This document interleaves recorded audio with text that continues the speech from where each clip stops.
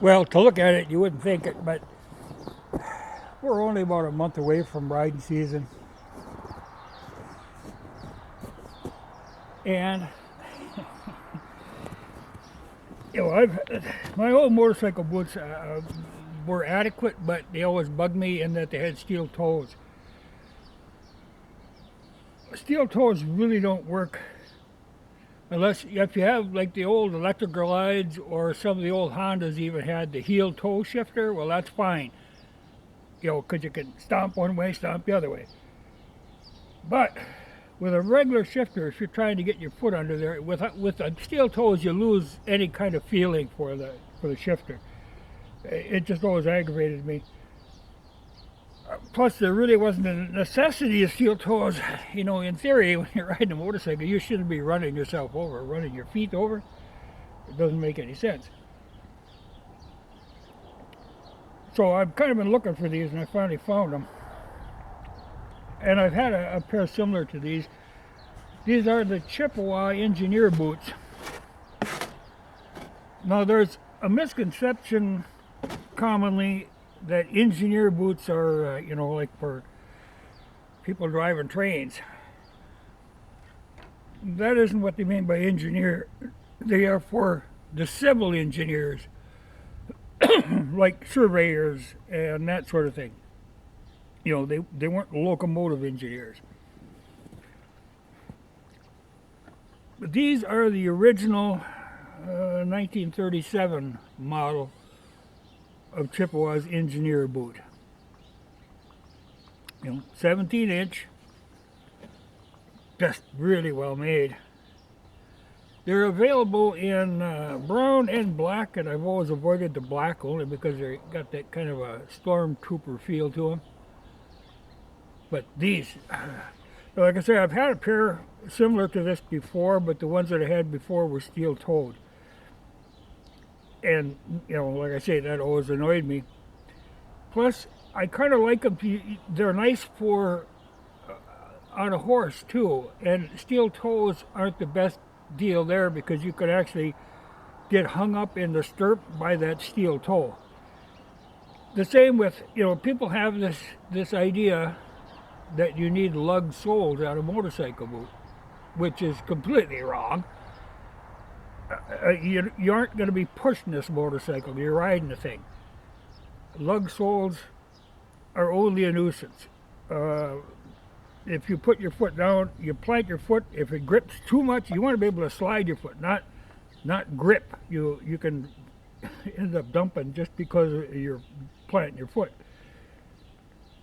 So a lot of boots you'll see that actually have either the neoprene that's relatively smooth, or if they have lugs, they'll be the angled lugs so that they will slide and grip going back. Though why you need grip, I don't know. The most important thing is a steel arch, because if you're kick-starting something, you got to have that arch in there, that shank. Beautiful boots though, I really like these. Like I say, the ones I had before, I was working at a Harley shop, late 70s, and the manufacturer had sent out some that had a Harley tag down here, a metal plate, and a Harley emblem stamped up in the side. It was kind of a promotional deal, and at the time they cost, I think I got it for like $50. And I wore them things for probably 10 years. Like I said, they were a good boot. And I used them a lot. I had a horse that was a particularly long, lanky, tall thing with a relatively narrow back. And he fit very well with the McClellan saddle, the old cavalry saddle. Well, those are a very minimal saddle, and you've got no protection on the inside, So these work great for that. Now those had a neoprene sole. These have got the leather sole on them. The classic old boot. Just beautifully made boot though. But they now run a couple $100. But like I say, they're a classic. I like classic things. Like I say, these are the 1937 model. Well, if you can make something that'll stand the test of time like that, where the design doesn't have to keep changing. They're good and they'll always be good. I'm actually fully intend to buy another pair of these just to tuck away, keep them on hand, because things like this, all of a sudden you can't find them anymore of this quality, because these are very well made and they're made in this country. And that's getting to be a rare thing with shoes nowadays. The one stipulation, which I think is a little odd, is that this leather is chrome tanned leather. And I think that is the reason, because the whole using chromium in the processing is not environmentally friendly. So they cannot be shipped into California, because you know how California gets. Though the rest of the world knows you don't go chewing on your shoes.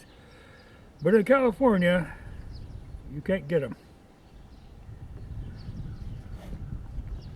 But that's all right. More for me. Like I say, I've got to buy another pair just to keep them on hand, because that is just a classic, beautiful, well-made boot. So I'm set for both on the bike and on the horse. I like them. It's a good find.